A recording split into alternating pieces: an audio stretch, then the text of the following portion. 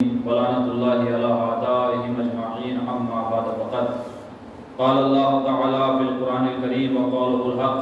بسم الله الرحمن الرحيم. قل إن كنتم تحبون الله فاتبعوني يحببكم الله ويغفر لكم ذنوبكم والله غفور رحيم. صلوات پڑھیے بابا آپ حضرات سے گزارش ہے کہ ایک مرتبہ سورہ حمد و 3 مرتبہ سورہ اخلاص کی تلاوت فرما کے مرحوم محمد میاں ابن شاہد حسین کی روح کو احسان کریں.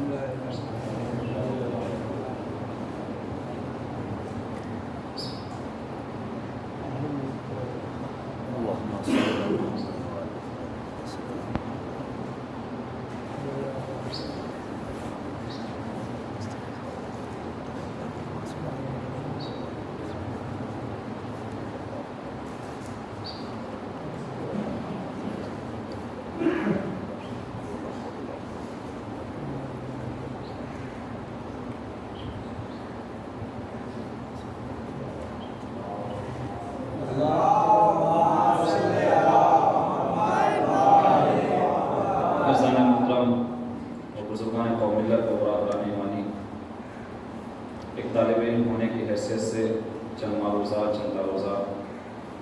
آپ حضرات کی بارگاہ اقدس میں عرض کرنا ہے.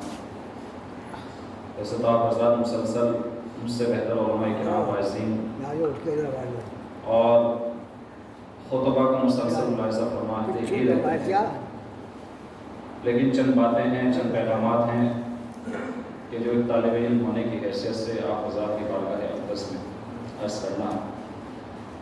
بہرحال یہ فرش اعضاء کہ جو واقعاً ایک عظیم عبادت ہے اور ہم اس فرش اعضاء پر حاصل ہوتے ہیں، اس فرش اعضاء پر آتے ہیں تو اس کی ایک اپنی عظمت ہے، ایک اہمیت ہے. اور نہ صرف یہ کہ امام حسین پر گریہ کرنے کے لیے اس فرش اعضاء پر آتے ہیں، بلکہ ایک عظیم چیز اور بھی ہے، بلکہ یوں کہا جائے کہ ایک فریضہ ادا کرنے کے لیے ہم اس فرش اعضاء پر آتے ہیں. وہ فریضہ کیا ہے؟ وہ ہے حق اجر رسالت. ہم اس فرش اعضاء پر صرف حسین کو رونے کے لیے نہیں آتے، بلکہ حق اجر رسالت ادا کرنے کے لیے آتے ہیں. کیوں؟ یقیناً آپ یقین جانیے کہ بدون فرش اعضاء حق اجر رسالت ادا نہیں ہو سکتا. آپ حضرات یہ بیچ میں خلا ہے، آپ حضرات تھوڑا سا آگے آ جائیے اور مل جل کے صلوات پڑھیے. دیکھیں ہم تو علی کو بلا فصل خلیفہ مانتے ہیں، تو کہیں پہ بھی ہمارے درمیان فاصلے نہیں ہونے چاہیے. بس جانے محترم آپ ملاحظہ فرماتے رہیے گا کہ فرش اعضاء پہ ہم اجر رسالت، حق اجر رسالت ادا کرنے کے لیے آتے ہیں. اور آپ یاد رکھیے کیسان محترم، یہ فرش اعضاء پر کون آتا ہے؟ فرش اعضاء پر وہ آتا ہے کہ جس کے پاس حسین کی معرفت ہوتی ہے. یہ فرش اعضاء یہ فطرت کی دین نہیں ہے، بلکہ یہ معرفت کی دین ہے. فرش اعضاء اور یہ گریہ بھی یہ فطرت کی دین نہیں ہے، بلکہ یہ معرفت کی دین ہے. اور فرش اعضاء پر وہی آتا ہے کہ جس کے پاس معرفت ہوتی ہے. بدون فرش اعضاء آپ حق اجر رسالت ادا نہیں کر سکتے. جملے بدل کر یوں کہا جائے کہ فرش اعضاء پر وہ آتا ہے کہ جس کا نصیب بیدار ہو. میں تھوڑا آہستہ سے پڑھوں گا، آپ تھوڑا جیتے جاتے سمجھ لیجئے گا کہ فرش اعضاء پر وہ آتا ہے کہ جس کا نصیب بیدار ہو. فرش اعضاء پر وہ آتا ہے کہ جس کا نصیب بیدار ہو، جس کی فکر بیدار ہو، جس کا شعور بیدار ہو. فرش اعضاء پر وہ آتا ہے کہ جس کا جذبہ بیدار ہو. فرش اعضاء پر وہ آتا ہے کہ جس کا ایمان بیدار ہو. فرش اعضاء پر وہ آتا ہے کہ جس کا عقیدہ زندہ ہو. فرش اعضاء پر وہ آتا ہے کہ جس کا ضمیر زندہ ہو. فرش اعضاء پر وہ آتا ہے کہ جس کا عقیدہ زندہ ہو. فرش اعضاء پر وہ آتا ہے کہ جس کا نسب زندہ ہو. فرش اعضاء پر وہ آتا ہے کہ جس کا حسب زندہ ہو. فرش اعضاء پر وہ آتا ہے کہ جس کا شجرہ زندہ ہو. اس لیے کہ فرش اعضاء پر آنے کے لیے ماں کے دودھ کی شرافت بھی چاہیے، باپ کے خون کی طہارت بھی چاہیے. ایک صلوات پڑھیے بابا سے.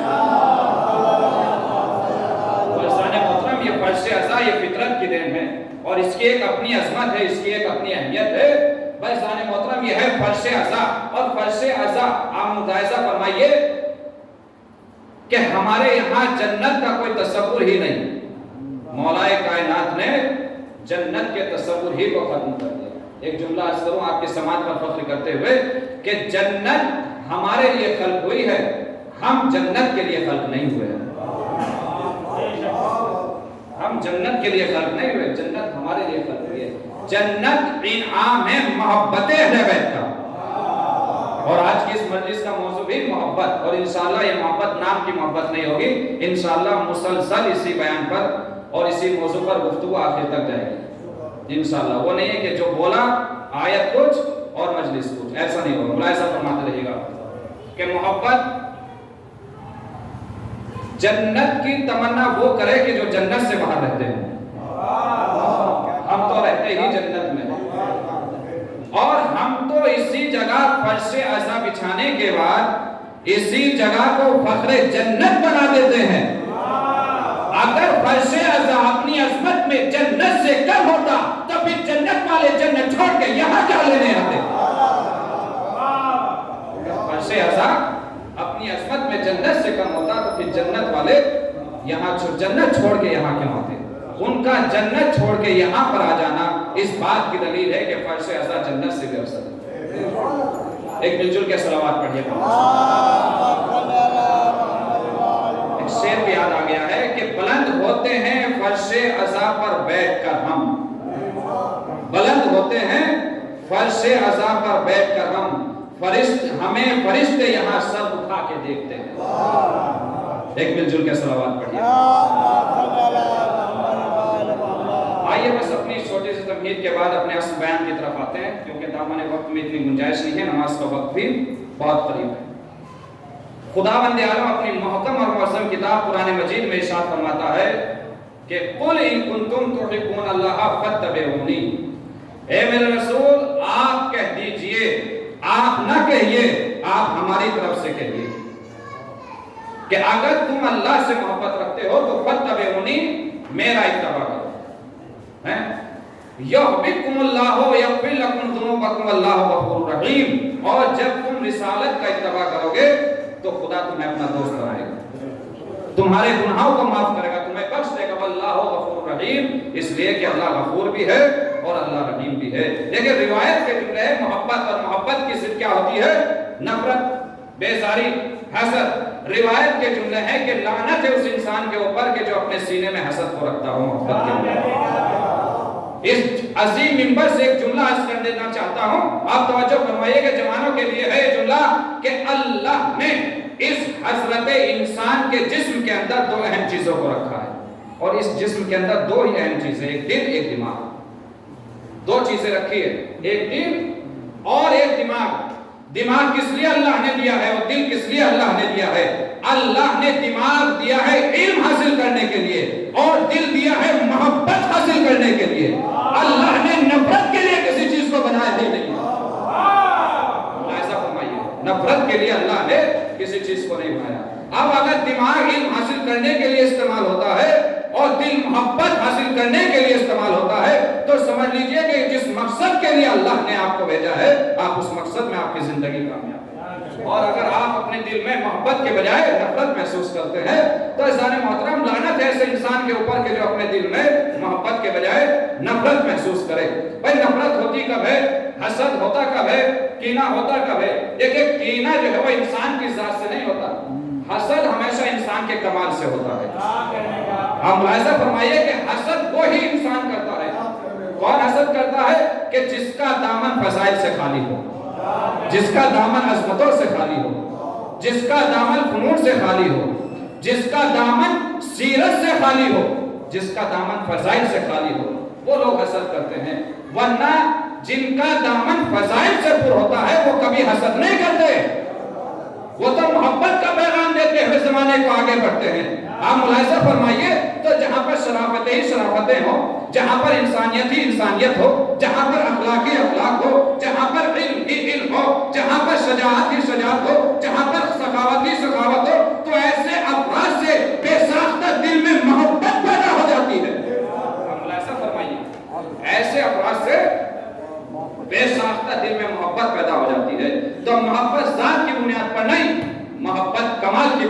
پیدا ہوتی ہے۔ اب آپ سمجھے کہ ہم نے علی سے اپنا رشتہ محبت کو کیوں توڑا؟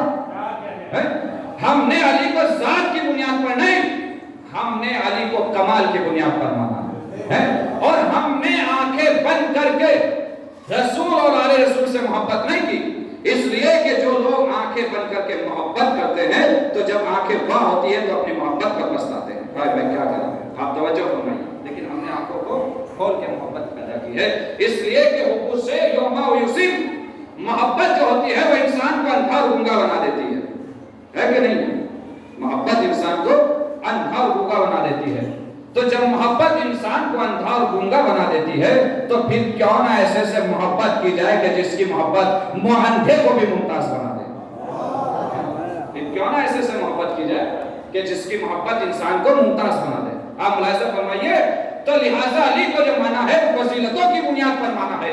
آپ تاریخ کو پڑھتے ہوئے چلے جائیے اور دیکھتے ہوئے جائیے، اللہ نے جو فضیلت اہل بیت اور خاندان رسالت کو دی ہے وہ فضیلت زمانے میں کسی کو نہیں دی ہے۔ آپ ایک ایک فضیلت کو دیکھتے رہیے، جو سخاوت کا معیار علی کا تھا وہ کسی کا نہیں، جو شان عبادت علی کے پاس تھی وہ کسی کے پاس نہیں، جو علم اللہ نے علی کو عطا فرمایا ہے وہ کسی کے پاس نہیں ہے۔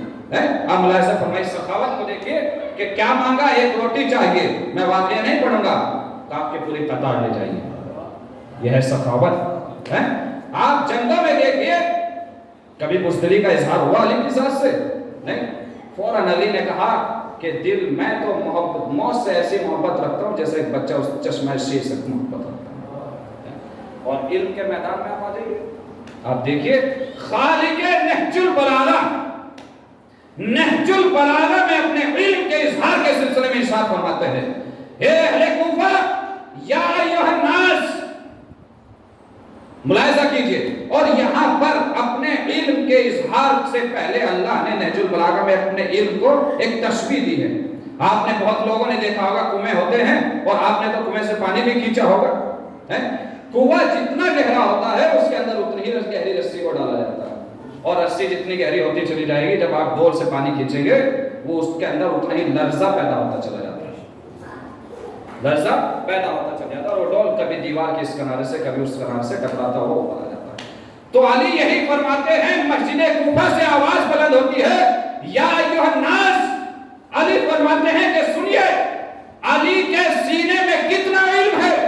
علی فرماتے ہیں کہ اگر میں اپنے سینے کا علم تمہارے اوپر ظاہر کر دوں تو تم اس طریقے سے لرزنے لگو گے جیسے گہرے کنویں میں رسیاں لرزنے لگتی ہیں۔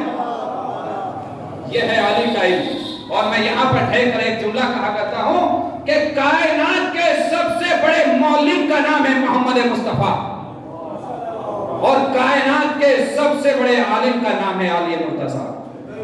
نہ دنیا محمد کا مقابلہ کر سکتی ہے، نہ دنیا علی کا علم مقابلہ کر سکتی ہے۔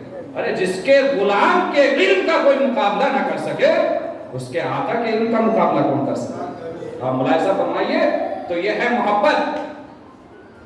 قرآن مجید میں سورہ عمران میں ارشاد ہوتا ہے کہ قل ان کنتم تحبون اللہ فاتبعونی، اے میرے رسول آپ ملاحظہ فرمائیے کہ جہاں جہاں پر بھی قرآن مجید میں لفظ قل کا استعمال ہوا ہے وہاں اللہ اپنے حبیب سے اپنی بات کہلوا رہا ہے۔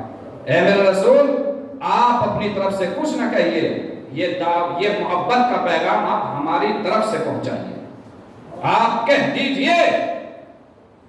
اور جب محبت کی بات آئی تو اللہ نے اس آیت کے اندر حرف شرط لگا دیا، اگر تم محبت کرتے ہو خدا سے تو فاتبعونی، مجھ رسول کا اتباع کیجئے۔ یعنی اللہ کی دعوی اولا کی محبت کا دعوی اتباع رسالت میں ہے۔ بغیر رسول کی اطاعت کے انسان اپنے دعوی محبت میں ثابت نہیں کر سکتا، کھڑا نہیں اتر سکتا۔ ملاحظہ فرمائیے، تو اللہ نے اس آیت میں حرف شرط لگا کے یہ بتلا دیا ہے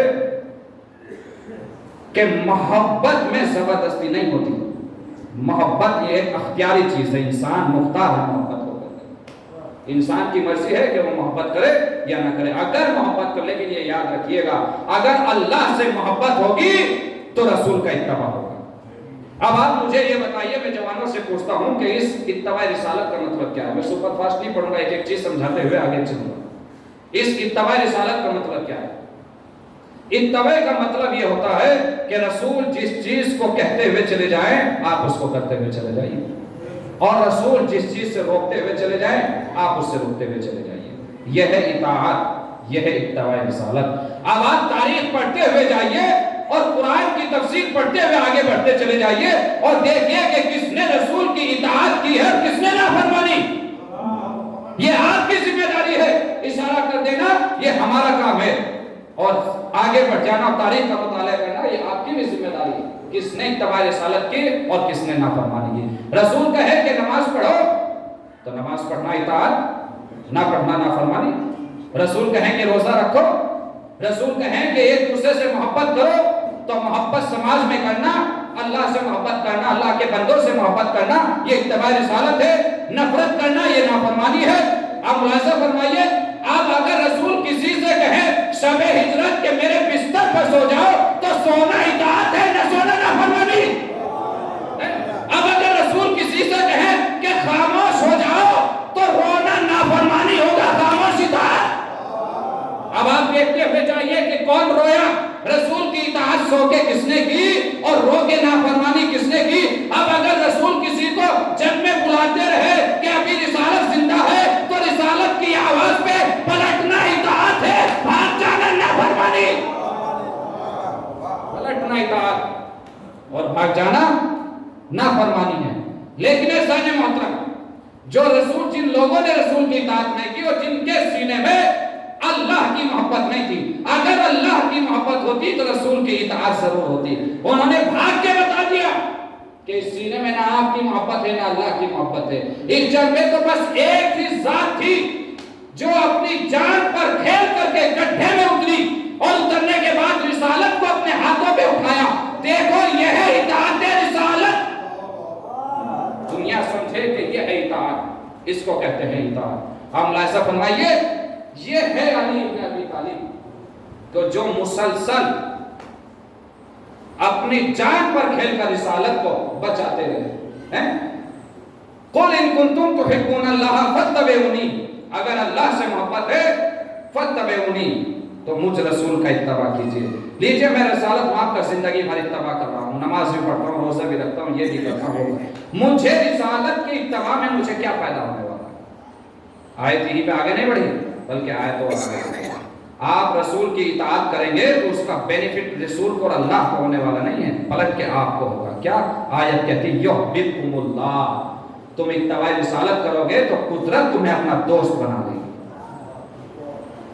آپ اگر اللہ کا دوست بننا چاہتے ہیں تو رسول کی اطاعت میں اترتے چلے جائیے، اور اس کا اور فائدہ کیا ہو؟ یحببکم اللہ ویغفر لکم ذنوبکم، اللہ غفور رحیم، اللہ تمہیں معاف کرے گا، تمہارے گناہوں کو بخش دے گا، اللہ غفور بھی ہے اور اللہ رحیم۔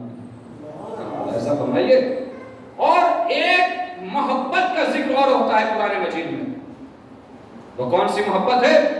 جس طریقے سے اللہ نے جب اپنی محبت کی بات کی ہے تو اس کا آغاز بھی قل سے کیا ہے۔ میرے رسول اپنی طرف سے نہ کہیے، یہ پیغام ہماری طرف سے پہنچائیے۔ اور جب اہل بیت کی محبت کا ذکر بات آئی تو اس آیت کا آغاز بھی قل سے ہوتا ہے۔ قل لا اسألکم علیہ اجرا الا المودۃ فی القربى، اے میرے رسول آپ مطالبہ اجر رسالت جو کر رہے ہیں آپ نے اپنی طرف سے نہ کیجئے بلکہ ہماری طرف سے کیجئے۔ کیوں؟ اگر رسالت اپنوں کی محبت مانتے، علی کی محبت مانتے، زہرا کی محبت مانتے، حسن حسین کی محبت مانتے تو زمانہ کہہ دیتا کہ رسالت نے اپنے رشتہ داروں کی محبت کا مطالبہ کیا۔ اللہ نے آیت سے پہلے لفظ قل لگا کر کے رسول کی عزت کو محفوظ کیا۔ اے میرے رسول آپ اپنی طرف سے نہ مانگیے بلکہ ہماری طرف سے اس محبت کا مطالبہ کیجیے۔ محسوس کیجیے، ایک ایک چیز کو سمجھتے ہوئے چلیے، اپنی طرف سے نہیں اللہ کی طرف سے۔ تو لہٰذا جہاں پر بھی پورے قرآن مجید میں جہاں پر بھی لفظ قل آپ لکھا ہوا دیکھیں، قل هو اللہ احد، اے رسول آپ کہہ دیجئے کہ اللہ احد ہے، تو جہاں پر بھی آپ دیکھیں وہاں پر اللہ اپنے رسول سے اپنی بات کہہ رہا ہے۔ تو عزیزان محترم،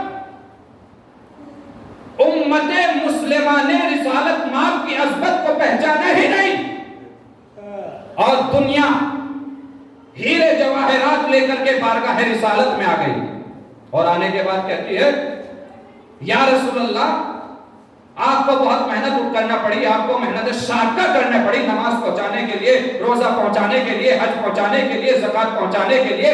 آپ نے شریعت کو پہنچایا, لہٰذا اس کے عوض میں آپ کچھ ہم سے اجرت لے لیجیے. آپ مثال دے دیے کہ یعنی اگر پاکستان ہندوستان کے سفیر کو پاکستان, اگر کوئی پاکستان یا کوئی دوسرا ملک اس کو تنخواہ دینے لگے تو کیا دوستی ہو سکتی ہے؟ ایک ملک دوسرے ملک سے یہی کہے گا کہ آپ تو میرے سفیر کو رشوت دے رہے ہو. تو یہ رسول بھی ہے, یہاں کا رسول نہیں, یہ وہاں سے رسول بن کے آیا ہے. تو جو کچھ بھی دے گا تو ہم کچھ نہیں دے سکتے, جو کچھ بھی عطا ہوگی وہ ادھر سے عطا ہوگی. آواز سے قدرت آ گئی, اے میرے رسول آپ گھبرائیے نہیں, یہ آپ کی بارگاہ میں آ گئے ہیں, لہٰذا ان کے اوپر نہ لان کیجئے, نہ تان کیجئے, نہ اپنی بزم سے بھگائیے, ان کو کچھ نہ کہیے. جب وقت آئے گا تو قدرت خود ان کے اوپر لعنت پڑے گی, آپ کو کچھ کرنے کی ضرورت نہیں ہے.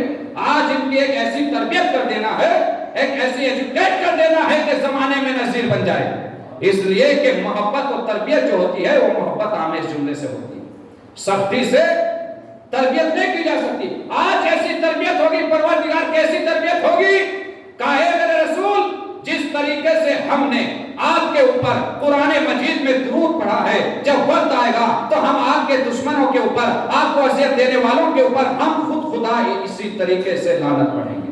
جس طریقے سے پڑھیے قرآن مجید سورہ احزاب میں آیت نمبر 56 میں, جس آیت کو آپ ہر نماز کے بعد, آپ ہر دعا کے بعد, آپ ہر دعا سے پہلے پڑھتے ہیں, بسم اللہ الرحمن الرحیم. سورہ احزاب میں پہلے 56ویں آیت میں ارشاد ہوتا ہے ان اللہ و ملائکتہ یصلون علی النبی یا ایھا الذین آمنوا صلوا علیہ وسلموا تسلیما.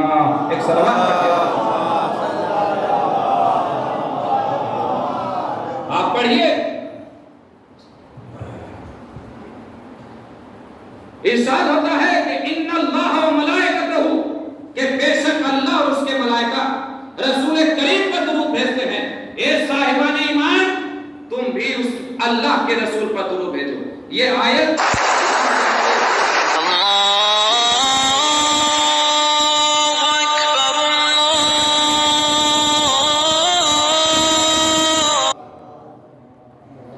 یہ ہے سورہ احزاب کی 56ویں آیت. اس میں رسول کے اوپر درود بھیجنے کا ذکر ہوا ہے. آواز سے قدرت آ گئی, اے میرے پروردگار جس طریقے سے میں نے تیرے اوپر درود بھیجا ہے, جب وقت پڑے گا تو میں تیرے دشمنوں پر لعنت بھیجوں گا. یہ 56ویں آیت ہے, ایک آیت کا گیپ نہیں, ایک رکوع کا گیپ نہیں, ایک سورے کا گیپ نہیں, بلکہ 57ویں آیت میں فوراً ارشاد ہو گیا ان الذین یؤذون اللہ ورسولہ لعنہم اللہ فی الدنیا والآخرہ. لعنہم اللہ فی الدنیا والآخرہ, وہ لوگ کہ جو اللہ کو اذیت دیتے ہیں, اس کے رسول کو اذیت دیتے ہیں, اللہ کی لعنت ہو, دنیا میں بھی ان کے اوپر لعنت ہو, آخرت میں بھی ان کے اوپر لعنت ہو.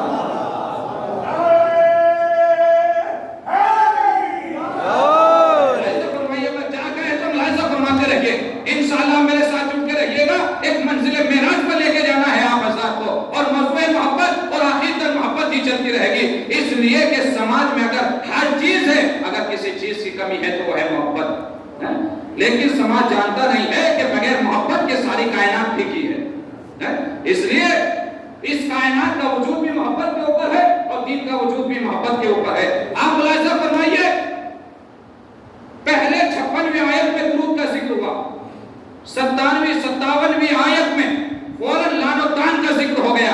ایک آیت کا گیپ نہیں, ایک رکوع کا گیپ نہیں, ایک سورے کا گیپ نہیں, ایک منٹ کا گیپ نہیں. جہاں پر درود والی آیت ختم ہو گئی, فوراً لعن و طعن والی آیت نازل ہو کر کے بتایا. اب قرآن مجید کی روشنی میں اصغر وائس یہ جملہ کہنے میں حق پر جانب ہے کہ درود اس وقت تک مکمل نہیں ہو سکتا جب تک درود کے فوراً بعد لعنت نہ بھیجی جائے.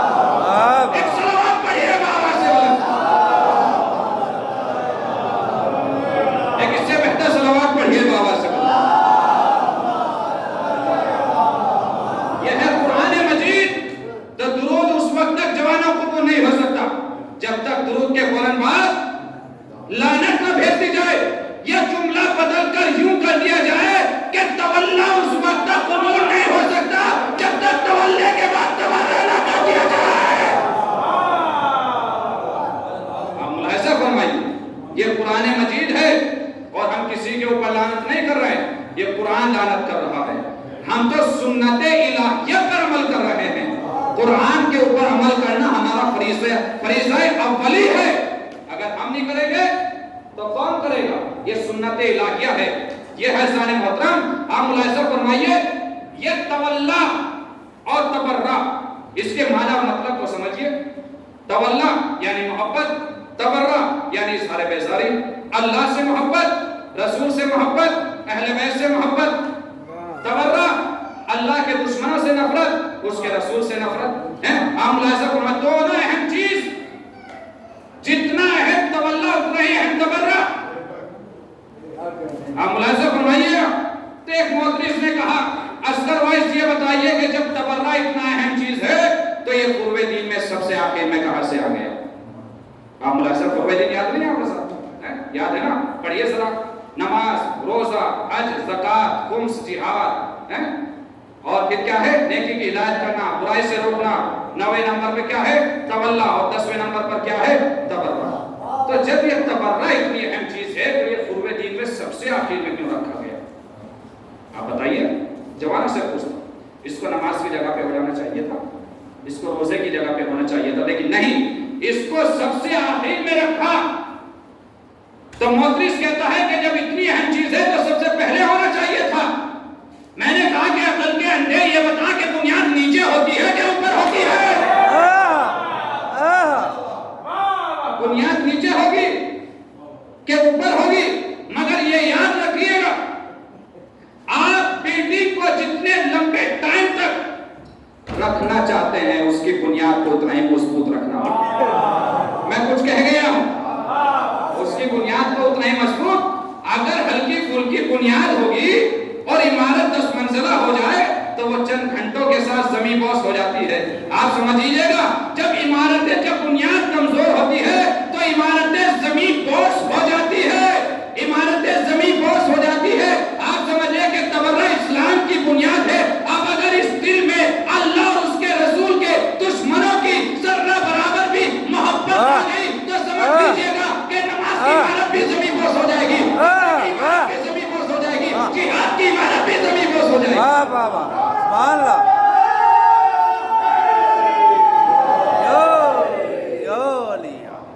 ایک عمارت اگر آپ چاہتے ہیں کہ ہماری ان عبادتوں کو زنگ نہ لگے تو ہمیں اللہ رسول اور اہل بیت سے محبت دل میں رکھنا ہوگی اور ساتھ ہی ساتھ ان کے دشمنوں سے اظہار بیزاری.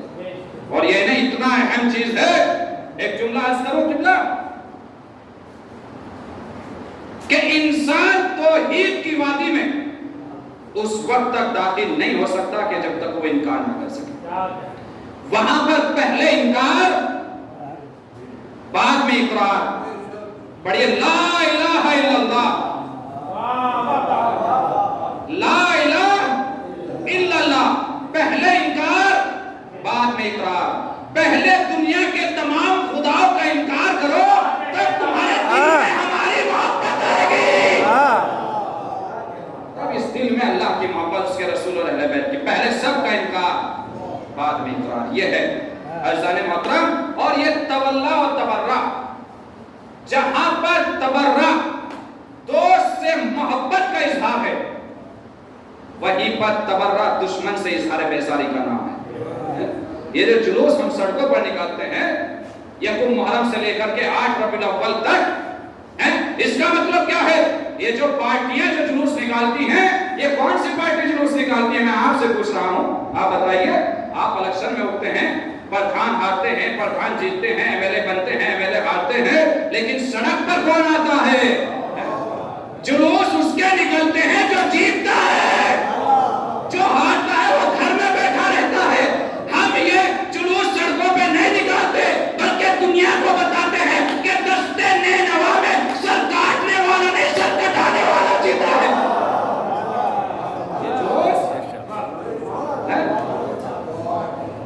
بلکہ جملہ اور بدل کے کہہ دو کہ یہ علم اٹھا کے ہم جلوس نہیں نکالتے، ہم دنیا کو بتاتے ہیں کہ ہم مظلوم کے حامی ہیں، ہم ظالم کے حامی نہیں. یہ جلوس اظہار محبت بھی ہے اور اظہار بیزاری بھی. ایک جملہ ہو سکتا ہے کہ نیا ہو. آپ ملاحظہ فرمائیے گا، یہ جو ہم تعزیہ لے کے چلتے ہیں جوانوں، اور یہ علم عباس لے کر کے ہم چلتے ہیں جس میں وفادار کے کٹے ہوئے بازوں کی نشانی ہے، اس کو لے کر کے چلتے ہیں. اس کا مطلب کیا؟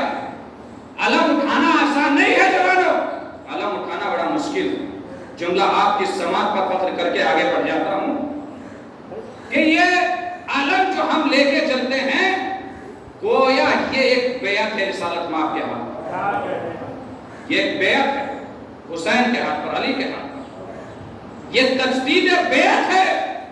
یہ ہم علم اٹھا کے رسالت مآب کو کہتے ہیں یا رسول اللہ اگر ہم اس دور میں ہوتے تو آپ کے ہاتھ پر بیعت کرتے ہیں، اگر اس دور میں ہوتے. لیکن چونکہ آپ کا ہاتھ نصیب نہیں ہوا تو ہم علم اسلام کو اٹھا کر تجدید بیعت کر کے آپ سے عہد کرتے ہیں کہ چاہے جان جائے تو چلی جائے، نہ اسلام کو مٹنے دیں گے نہ ازاداری کو مٹنے دیں گے. یہ بیعت ہے، بیعت.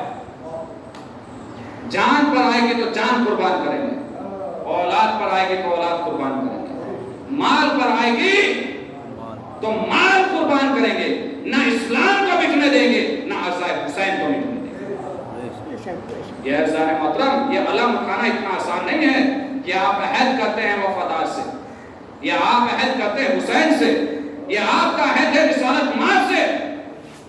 یہ علم اٹھانا اتنا آسان نہیں ہے. جو علم اٹھائے تو سمجھ لے کہ آپ کیا ہو. عزیزان محترم، آپ چلیے کہ مسلمانوں نے رسالت مآب کی عظمت کو تصور ہی نہیں کیا. ہمارے پاس جو ہم کہتے ہیں رسالت مآب محبوب خدا ہے، یہ ہمارے پاس زبان کی تنگی ہے. ہم گونگے ہیں، اردو زبان میں اتنی وسعت نہیں ہے کہ جس میں ہم اپنے حضور کی تعریف کر سکیں.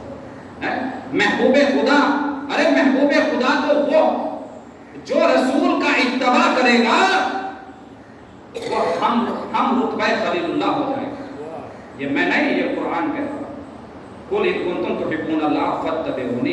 یہ تو ہمارے پاس الفاظ نہیں ہے، اردو زبان بہت تنگ ہے، لہذا الفاظ نہیں ہے جو ہم حضور کی تعریف کر سکے. مسلمانوں نے حضور کی عظمت کو نہیں سمجھا، ہم محبوب خدا کہہ دیتے ہیں، لیکن یہ محبوب خدا لفظ چھوٹا ہے، میرا رسول کی عظمت بہت بڑی ہے.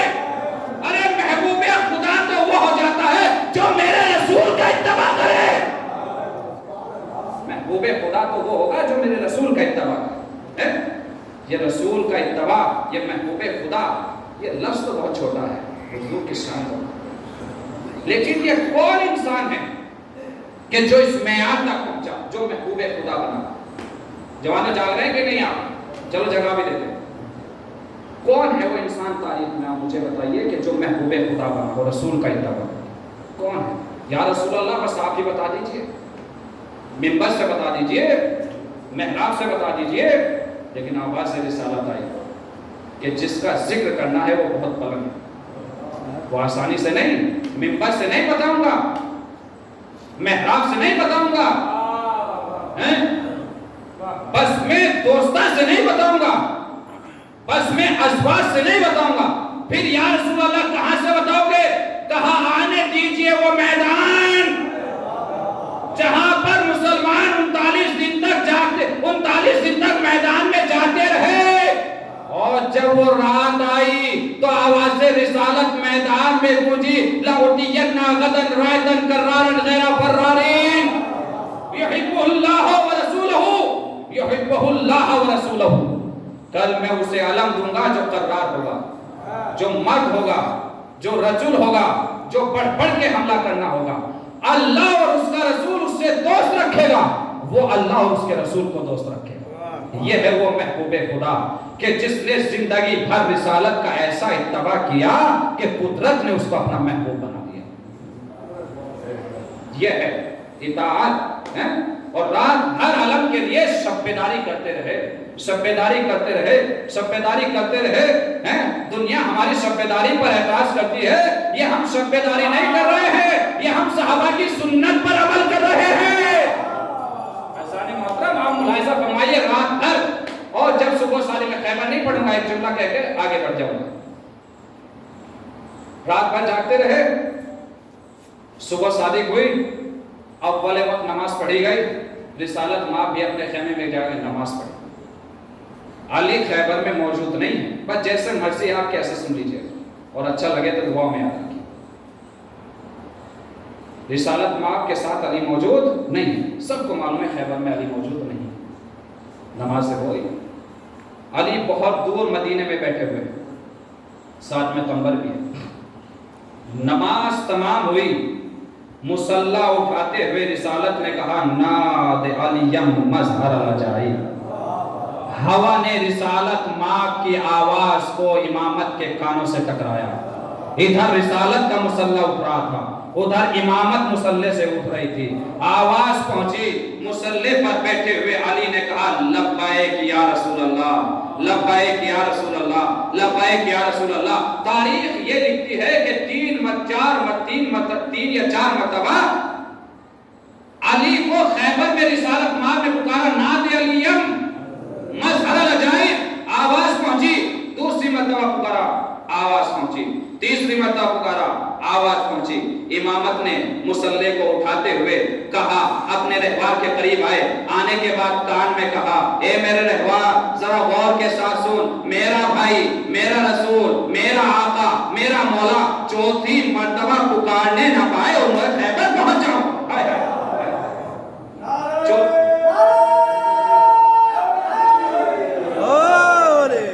رسول چوتھی مرتبہ پکارنے نہ پائے، اتنی تیز چل کے میں خیبر پہنچ جاؤں۔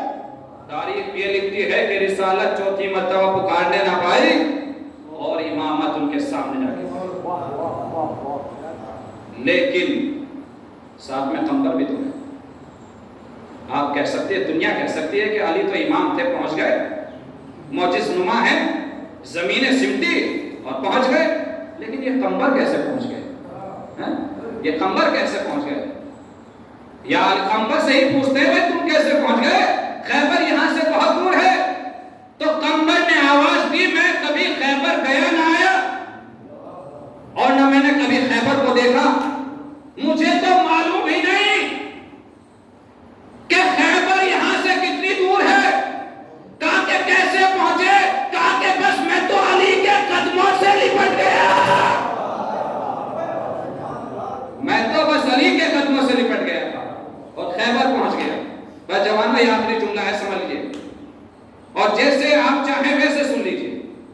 قمبر نہ خیبر گئے، دنیا کہتی ہے کہ تم اٹھتے بھی علی کرتے ہو، بیٹھتے بھی علی کرتے ہو، چلتے ہو تو علی علی، سوتے ہو تو علی علی، کیوں نہ ہم علی علی کریں؟ قمبر نے کیا کہا؟ میں خیبر نہ گیا ہوں نہ آیا ہوں، میں تو بس علی کے قدموں سے لپٹ گیا۔ بس جانے مطلب جملہ سنیے، نہ ہم جنت گئے نہ ہم نے جنت کو دیکھا، ہم تو بس علی کے قدموں سے لپٹ گئے۔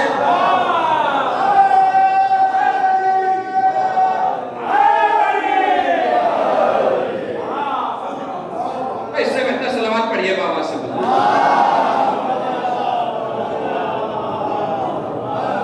ہم نے جنت منت کو نہیں دیکھا اور نہ ہی جنت ہماری نگاہوں میں کوئی بڑی چیز ہے۔ ایک جملہ اور عرض کرتا ہوں، جب جنت کی بات آ گئی، جنت کوئی بڑی چیز نہیں، جو لالچ میں جنت کیا مننا کیجئے، عمل کریں تو رضا مولا کے لیے۔ جنت کوئی بڑی چیز نہیں ہے اور ہم جنت کی تمنا دلوں میں رکھتے بھی نہیں ہیں۔ ایک سچا عاشق حسین جب مصلی عبادت پر ختم نماز کے بعد دعا کے لیے ہاتھوں کو اٹھاتا ہے، وہ یہ نہیں کہتا کہ پروردگار تم مجھے جنت نصیب فرما، بلکہ اس کے لبوں پر ایک ہی جملہ ہوتا ہے، پروردگار تم مجھے اسی سال روضہ حسین کی زیارت نصیب فرما۔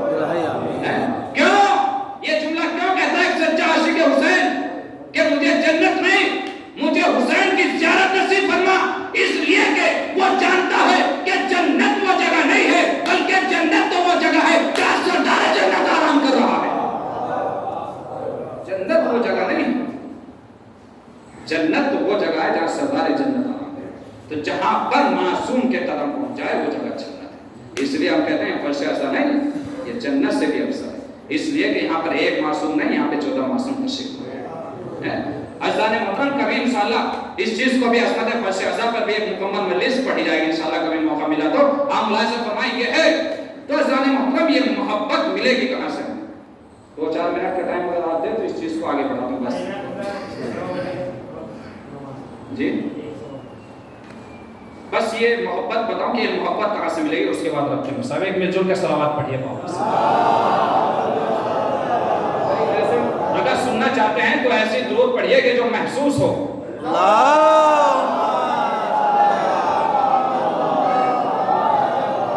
جب پیچھے والے اشارہ کرنے لگے کہ اور پڑھیے تو اس کا مطلب یہ ہے کہ بات جو ہے وہ من کو چھو رہی ہے۔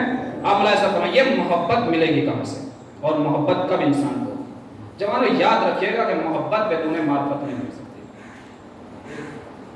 محبت سے پہلے معرفت کی منزل ہے، اور جتنی معرفت ہوتی چلی جائے گی اتنی محبت بڑھتی چلی جائے گی۔ اور محبت کی بھی دو قسمیں، ایک مجازی اور ایک حقیقی۔ مجازی محبت اور حقیقی۔ کہیں کسی کی نظر لڑ جائے کسی سے، بے ساختہ دل میں محبت، اس نے اپنے دوست سے رجب علی بھائی سے کہا، انہوں نے ایک معرفت کا درجہ اور بڑھا دیا، کہا کہ نہیں وہ خوبصورت نہیں بلکہ خوبصیرت بھی ہے۔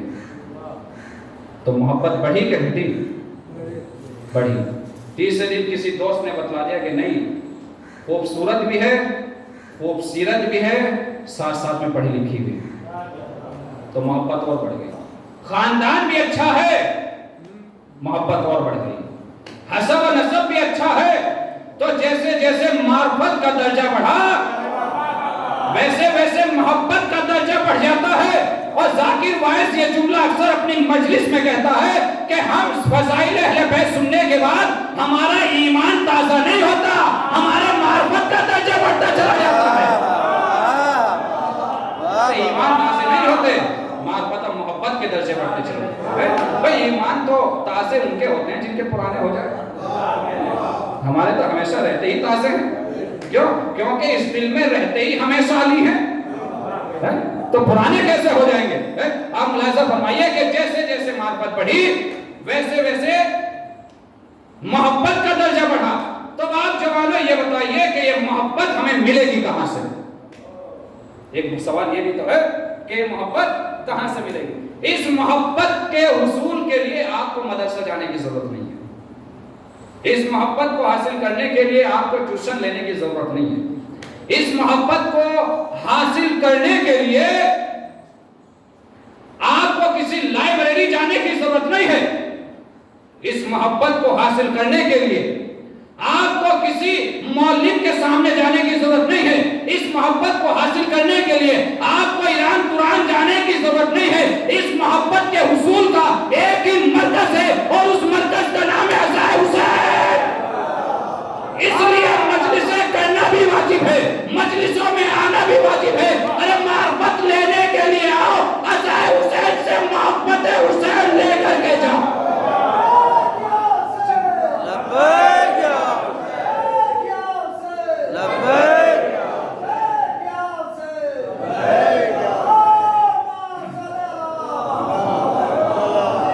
اس محبت کے حصول کا ایک ہی مرکز ہے، اور اس مرکز کا نام ہے عزائے حسین۔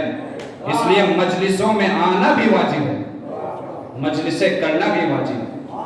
معرفت لینے کے لیے آؤ اور محبت حسین ساتھ لے کر کے، اور یہ فرش عزا پر نہ صرف حسین پہ گریہ کرنے کے لیے آتے ہیں ہم، بلکہ حق اجل رسالت ادا کرنے کے لیے آتے ہیں۔ یہ ہے محبت، اور محبت کی دو قسمیں، ایک محبت حقیقی، ایک مجازی۔ ان دونوں میں فرق کیا ہے؟ ان دونوں میں فرق یہ ہے کہ دیکھیں جہاں پہ مجازی محبت ہوتی ہے، یعنی جھوٹی محبت ایک طرح سے، کہ آج کے زمانے میں جھوٹی محبت سے اس کا ہم ترجمہ کر سکتے ہیں سمجھنے اور سمجھانے کے لیے، جس میں دل میں کچھ اور زبان پہ کچھ۔ جب مجازی محبت کسی سے ہوتی ہے تو لبوں پر ایک ہی دعا ہوتی ہے، خدایا جس کو میں نے چاہا ہے اس کو کوئی دوسرا نہ چاہے۔ ہوتا ہے کہ نہیں ہوتا ایسا؟ جس کو میں نے چاہا ہے اس کو کوئی دوسرا نہ چاہے، جس کو میں نے دیکھا ہے اس کو کوئی دوسرا نہ دیکھے۔ یہ جب مجازی محبت ہوتی ہے، جس کو میں نے دیکھا ہے نہ میرے گھر والوں کو پتا چلے، نہ میرے دوستوں کو پتا چلے، نہ میرے بہن بھائیوں کو معلوم ہو، نہ میرے معاشرے کو معلوم ہو، جس کو میں نے چاہا ہے اس کو کوئی دوسرا نہ چاہے۔ اور جہاں حقیقی محبت ہوتی ہے وہاں لبوں پر یہی دعا ہوتی ہے کہ خدایا جس علی کو میں نے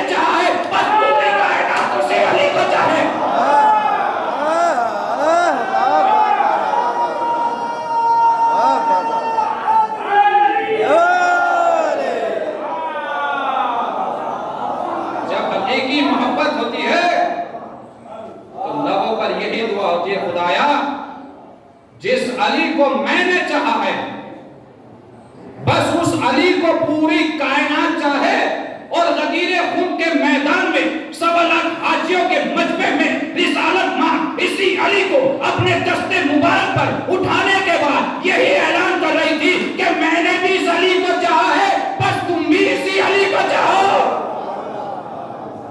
من کنتو مولا فہذا علی مولا کا مفہوم ہے کیا؟ میں نے اس علی کو چاہا ہے، بس تم بھی اسی علی کو چاہو۔ بھائیان محترم، یہ ہے محبت، اور رسول اپنے نواسے سے کتنی محبت کرتے ہیں، جس کی محبت کا مطالبہ قرآن نے کیا، جس سے محبت کا مطالبہ رسول نے کیا، قرآن جس کی محبت کا مطالبہ کر رہا ہو وہ اہل بیت ہے۔ واقعاً جتنی شدت کے ساتھ ان سے محبت کا مطالبہ کیا گیا، امت مسلمہ نے ہی اسی قدر ان کے اوپر مظالم ڈھائے۔ وہ حسین کہ جس نے رسول کی زبان کو چوسا، وہ حسین کہ جو سینہ رسالت پہ جس نے چلنا سیکھا ہو، وہ حسین کہ جس کے لبوں کو رسالت ماں چومتی ہو، وہ حسین کہ جس کے گلے کو رسالت ماں بوسہ دیتی ہو۔ کربلا کے میدان میں 3 دن کا بھوکا پیاسا شہید۔ یہ جو دن چل رہے ہیں آپ یہ نہ سمجھے کہ حسین کی قربانیوں کا سلسلہ ختم ہو گیا عزیزانو، نہیں، حسین کی قربانی کا سلسلہ ختم نہیں ہوا، بلکہ سید و سجاد اور جناب زینب کی سربراہی میں حسین کی قربانی کا سلسلہ مسلسل ہے۔ شہدائے کرام کے لاشیں پڑے ہوئے، قافلہ درمیان سے گزارا گیا، بڑے ٹھہر کے مسائل ہوتا، اور سیدہ رومال لے کر کے آپ کو روتے ہوئے دیکھ کے جب سکینہ دیکھتی ہے تو پھپھی اماں سے پوچھتی ہے یہ کون ہے؟ زینب کہتی ہے کہ یہ ہمارے عزادار۔ تڑپ کے سکینہ کہتی ہے کاش اتنے عزادار کربلا میں ہوتے تو میرا اصغر پیاسا نہ ہوتا، میرا اکبر پیاسا نہ ہوتا۔ عزاداروں، جب اس قافلے کو گزارا گیا اور بیویوں نے جب لاشوں کو دیکھا تو تمام بیویوں نے اپنے آپ کو اونٹوں کی بلندی سے گرا دیا۔ کوئی اکبر کے لاشے پر تڑپ رہی ہے، کوئی اصغر کے لاشے کو تلاش کر رہی ہے، کوئی قاسم کی پامال شدہ لاش کے اوپر تڑپ رہی ہے، کوئی عباس کے لاشے پر تڑپ تڑپ کے فریاد کر رہی ہے بھیا، اے غیرتدار بھیا، اتنے اہتمام کے ساتھ مدینے سے لائے تھے، اے بھیا اٹھو، دیکھو ہمارے سر پر ردائیں بھی نہیں تھے۔ لیکن 2 بیویاں ایسی تھی کہ جو کسی کے لاشے پر نہیں گئی۔ مطلب یہ لکھتا ہے کہ وہ حسین کے لاشے پر آئی، ایک زینب ایک رباب۔ مولا سید سجاد فرماتے ہیں کہ میرے بابا کے جسم پر ایک نگینے کے برابر بھی جگہ نہیں تھی کہ جو جسم کے مبارک پر ہو سکے۔ جب زینب نے اپنے بھائی کے میت لاشے کو دیکھا تو چند گھڑی کھڑے ہو کے دیکھتی رہی، کبھی سجاد کے چہرے کو دیکھتی ہے، کبھی لاش حسین کو دیکھتی ہے۔ ایک مرتبہ سید سجاد کہتے ہیں کہ میری پھوپھی نے لاشے کا طواف کرنا شروع کیا۔ جب جناب زینب کو کہیں پر بوسے کی جگہ نہ ملی تو کٹی ہوئی گردن پر بوسہ دے کے جنت البقیع کی طرف ارے آواز دی، اماں ارے آپ نے وصیت کی تھی، میں نے اپنی وصیت کو پورا کیا۔ اور اس کے بعد روضہ رسول کی طرف ارے وہ کر کے آواز بلند کرتی ہے، اے نانا آپ کے جنازے میں اتنے فرشتے تھے، ارے میرے بھائی کا جنازہ ارے دشت نینوا میں ارے صحرا میں ارے خاک پر چلتی خاک پر پڑا ہوا ہے۔ ہاں عزادارو، ارے رباب ہے، ارے رباب ہے کہ جو پچھاڑے کھا رہی ہے۔ ہائے میرے والیوں وارث، ارے سید سجاد نے ظالموں نے کہا کہ اب یہاں سے چلنا ہے۔ آسان محترم جاتے جاتے ارے رباب نے ایک لاش پر وعدہ کیا، اے میرے سید و سردار، اے میرے تاجدار، اے میرے شوہر نامدار، یہ رباب آج وعدہ کرتی ہے ارے نہ کبھی سائے میں بیٹھے گی، نہ کبھی ٹھنڈا پانی پیے گی۔ آسان محترم یہ ہے رباب، ارے جس کی آغوش بھی اجڑ گئی ہے اور جس کی مان بھی اجڑ گئی ہے، جاتے جاتے کہہ جاتی ہے اے میرے شوہر، اے میرے آقا، ارے میرے بیٹے اصغر کا دھیان رکھنا، وہ سوتے سوتے رات میں ڈر جاتا ہے، کہا کہ ایک اصغر کو آپ کے حوالے کر چکی جا چکی ہوں، اور جب وقت آئے گا ارے سکینہ کو بھی آپ کے اوپر قربان کر دوں گی۔ حاضران محترم، لیجئے قافلہ رخصت ہو گیا، زندان شام میں یہ قافلہ آیا، اور اس کے بعد جب رہائی کا وقت آیا تو سید سجاد نے ایک جملہ کہا، اے ظالم، ہم دل بھر کر اپنے آقا کے اوپر گریہ نہیں کر سکے، حسین کے اوپر گریہ نہیں کر سکے، لہٰذا ہمیں رونے کی مہلت دیجئے۔ 3 دن تک یہ قافلہ روتا رہا۔ اس کے بعد صبح صادق نمودار ہوئی، سید سجاد نے کہا پھوپھی اماں بتائیے اب کیا ارادہ ہے؟ ارے زینب نے کہا کہ ہم یہاں سے کربلا جائیں گے۔ تیاریاں ہونے لگی، سید سجاد نے زینب سے پوچھا پھوپھی اماں رباب نظر نہیں آتی؟ زینب نے تڑپ کے کہا کہ صبح صادق سے رباب نہ جانے کہاں چلی گئی، لیکن سید سجاد نے کہا کہ مجھے معلوم ہے کہ میری ماں کہاں ہے۔ ارے سید سجاد تربت سکینہ پر آئے تو کیا دیکھتی ہے؟ ارے ماں، ارے قبر سکینہ دیر سے لپٹی ہوئی ہے، ارے جیسے ایک بچے سے اپنی ماں لپٹ جاتی ہے اور فریاد کرتی ہے اے سکینہ، ارے اٹھو، تمہیں وطن جانے کی بہت تمنا تھی، ارے سکینہ اٹھو، ارے وطن جانا ہے، اے سکینہ، ارے تمہیں پردے کا بہت خیال تھا، لو چادر بھی آ گئی ہے، تمہاری چادر آ گئی۔ حضران محترم، ارے شاید روح سکینہ نے ایک آواز دی ہو، اے اماں، ارے جب کربلا جانا تو میرے بابا کو میرا سلام کہنا، کربلا کے بعد جب مدینے جانا ارے میری بہن زہرا کو میرا سلام کہنا۔ حضران محترم، ارے لیجئے یہ قافلہ تیار ہوا، لبیک یا حسین، لبیک یا حسین کی صدائیں دیتا ہوا یہ قافلہ ارے کربلا کی طرف آگے بڑھتا ہے۔ حضران محترم، ارے لیجئے قافلہ پہنچ گیا، پر جناب ربابی کے مسائل پڑھتا ہے۔ حضران محترم، ارے سب کے قبروں کی زیارت کی، پورے قافلے نے زیارت کی۔ سید سجاد نے کہا پھوپھی اماں، ارے چلیے ہمارے سر پر بہت پڑھائی سے اب ہمیں مدینے جانا ہے۔ ارے قافلہ تیار ہوا، ایک امامی خالی رہ گئی۔ ارے سید سجاد نے پوچھا اے پھوپھی اماں، ارے کس کی ہماری خالی رہ گئی ہے؟ ارے زینب نے تڑپ کے کہا ارے ہو نہ ہو، ارے رباب ابھی تربت حسین پر ہوگی۔ اب جو سید سجاد پہنچے تو کیا دیکھتے ہیں، اپنے رخسارے کو رکھ کر کے بیٹھ کر رہی ہے، اے میرے والیوں وارث، ارے مدینہ جا کے کیا کروں، میری ماں بھی اجڑ گئی ہے، میری گود بھی اجڑ گئی ہے۔ حضران محترم، ارے سید سجاد رباب کے پاس آئے، آنے کے بعد کہتے ہیں اماں رباب، اماں رباب چلیے مدینہ چلیے، ہاتھوں کو جوڑا، اے بیٹا سید سجاد، ارے مدینہ جا کے کیا کروں گی، ارے جب مدینہ جا کے کیا کروں گی؟ عزادارو، ارے ایک عورت ایک لڑکی ہوتی ہے، 3 مرحلوں سے اس کو گزرنا ہوتا ہے۔ ارے جب وہ بچی ہوتی ہے تو ماں کے سہارے زندہ رہتی ہے، باپ کے سہارے زندہ رہتی ہے، جب اس کی شادی ہو جاتی ہے تو اللہ اس کو بچے دے دیتا ہے تو وہ شوہر کے ساتھ ارے زندگی گزارتی ہے، لیکن جب وہ صاحب اولاد ہو جاتی ہے ارے اولاد کے سہارے ارے زندگی گزارتی ہے۔ ارے رباب نے تڑپ کے کہا اے بیٹا سید سجاد، ارے رباب نے ارے رباب مدینے میں جا کے کیا کرے، ارے میری تو ماں بھی اجڑ گئی ہے، میری گود بھی اجڑ گئی ہے۔ ارے سید سجاد نے کہا اے مادر گرامی، ارے اس صحرا میں رہ کر کے کیا کیجئے گا؟ ارے تڑپ کے رباب نے کہا ارے وہ فرات ہے، یہ پیاسوں کی قبر ہے، ارے یہاں پر رہوں گی، فرات سے چلوں میں پانی لاؤں گی، اپنے پیاسے اصغر کی تربت پر ارے پانی ڈالوں گی، میرا بچہ، میرا حسین، میرا اکبر، میرا اصغر اس دنیا سے پیاسا رہ گیا۔ اے بیٹا، ارے سید سجاد مجھے مجبور نہ کر، میں گھر نہیں جا سکتی، میری ماں بھی اجڑ گئی، میری گود۔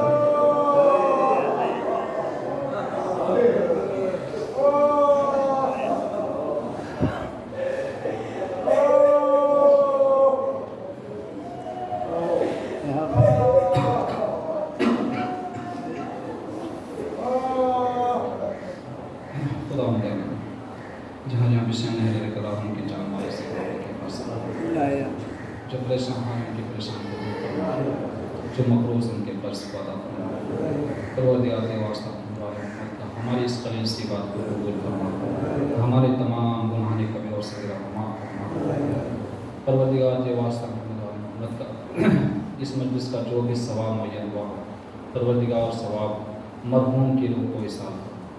परवरदिगार मकामात मुक़द्दस की हिफाजत फरमा, खुसूसन करबला सामला नजफ़ और तमाम मस्जिदों की हिफाजत फरमा। परवरदिगार हमारे सर पर उलम का साया कायम दायम, खुसूसन आ गए खामने आ गए सिस्तानी की हिफाजत फरमा।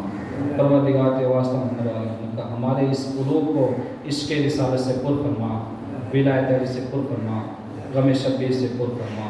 हमें ज़्यादा से ज़्यादा कुरान पढ़ने की तौफ़ीक़ अता फरमा, उनकी आयतों पर अमल करने की तौफ़ीक़ अता फरमा। परवरदिगार के वास्ता मोहम्मद का जन्नतुल बक़ी की तामीर फरमा। परवरदिगार के वास्ता नबी फ़ातिमा ज़हरा सलामुल्लाह अलैहा यमुना ज़हरा इमाम ज़माने के ज़हूर में ताजील फरमा और हमें उनके आवाम से शुमार। एक मरतबा सूरह हम और 3 मरतबा सूरह इखलास के मरहूम मोहम्मद मियाँ इब्ने शाहिद हुसैन की रूह को